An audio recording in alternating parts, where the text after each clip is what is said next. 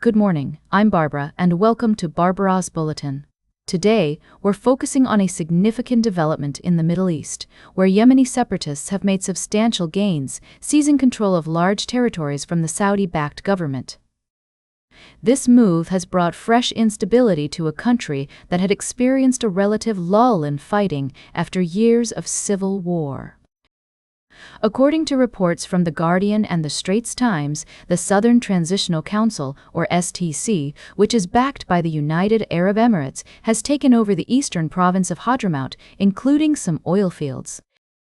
This surprise move has seen Saudi-backed forces pull back with little resistance, raising questions about the future of Yemen and the implications for regional alliances. To understand the complexity of this situation, it's essential to look at the history of Yemen.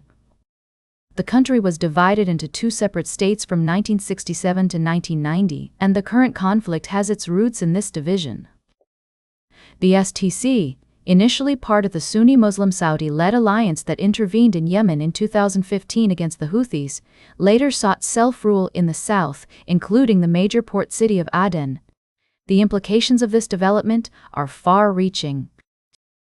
Western diplomats and the UN have traditionally opposed the breakup of Yemen into two states, instead focusing on a roadmap that aims to bring about a federal government involving the Houthis and the forces in the south.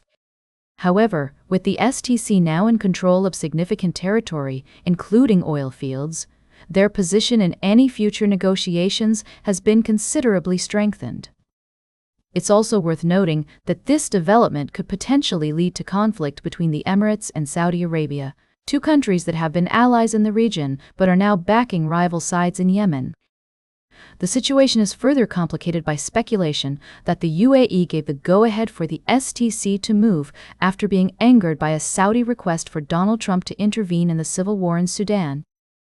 As we continue to monitor this evolving story, it's clear that the future of Yemen hangs in the balance. With so many different players involved, both within the region and internationally, finding a peaceful resolution will be a challenging task. We'll be keeping a close eye on developments and bringing you updates as more information becomes available. We'll be right back with more of today's top news on Barbara's Bulletin. Welcome back to Barbara's Bulletin. We're halfway through our show, and I'm excited to dive into our next segment. Today, we're focusing on international news, with a spotlight on Europe and the ongoing conflict in Ukraine. We've seen a flurry of diplomatic activity in recent days, with Ukrainian President Volodymyr Zelensky meeting with European allies in London. This comes after President Donald Trump criticized Zelensky for not reading the U.S. proposal to end the war with Russia. The situation remains complex, with both sides digging in their heels. In related news, researchers are using DNA to identify missing Ukrainians, a heartbreaking reminder of the human cost of this conflict. Meanwhile, Ukraine's recruitment effort is expanding to include women, as the country prepares for a long and challenging winter.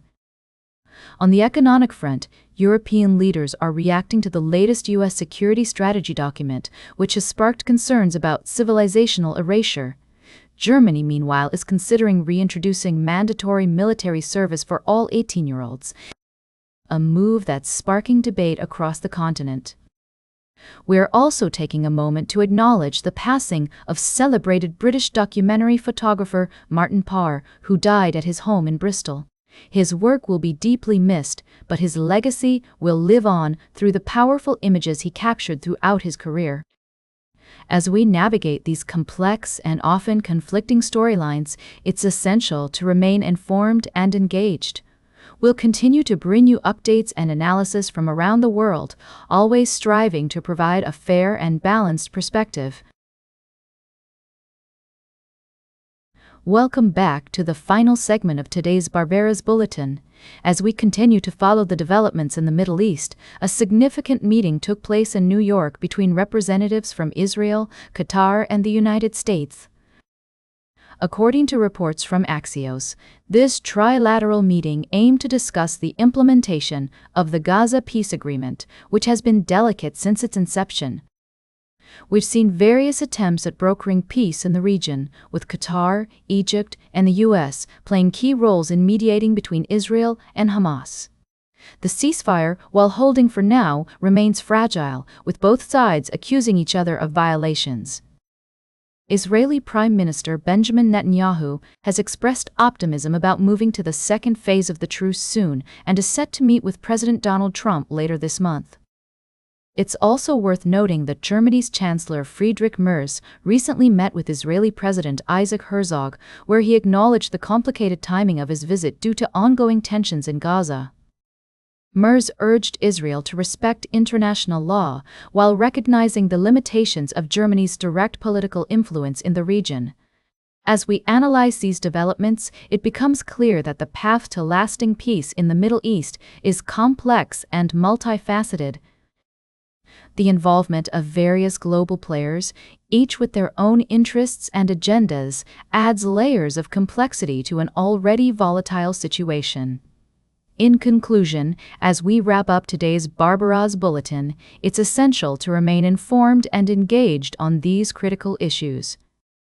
The pursuit of peace and stability in the Middle East requires ongoing dialogue, negotiation, and a deep understanding of the historical and contemporary contexts at play. That's all for today's Barbaras Bulletin. Remember to like, share, and subscribe, and until next time, stay engaged.